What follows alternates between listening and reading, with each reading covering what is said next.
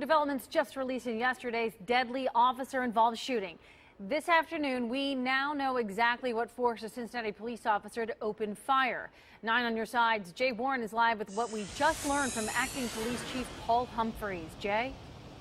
Well, Tanya, I just stepped outside of District 1, and here is some of the information that Humphreys relayed to us. It was around 2:30 yesterday afternoon when a mental health care worker called 911 dispatch on behalf of Roger Raimundo's mother. Now, the information relayed was Raimundo's mother was saying that he was acting in a belligerent fashion. He hadn't been taking his psychiatric medication, and he was armed. And in fact, an important piece of information, Raimundo allegedly told his mother, if you call cops, there will be a bloodbath.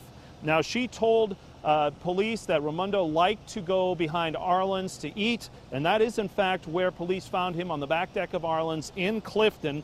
Police cleared the people out of the way, approached Raimundo and said, look, we're worried about you, and tried to speak to him very calmly. That is what Paul Humphreys says touched off a violent struggle. Again, police knew he was armed, and apparently Raimundo started to go underneath his shirt for that firearm. That's when Officer Brian Gable grabbed his arm and tried to stop him, gain control of that arm. Other officers trying to control Raimundo.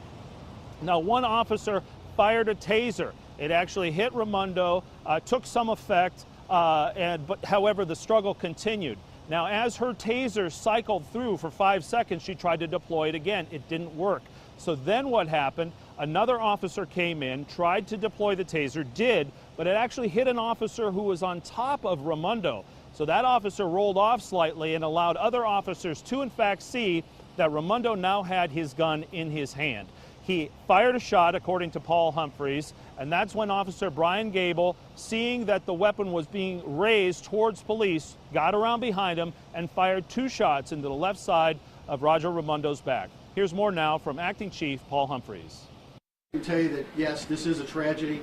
It could have been a lot worse had the officers not acted heroically and acted within the scope of their training, the scope of their ability. Now, according to Humphreys, the officers involved, at least 3 of them have had mental health training at the police academy. It's a week's worth of training on how to handle those who may or may not be mentally ill. At least 3 of them had that training, had prior contact with them. Paul Humphreys offered the condolences of the city to the Raimundo family and said that this was a true tragedy. Jay Warren, 9 on your side, West End.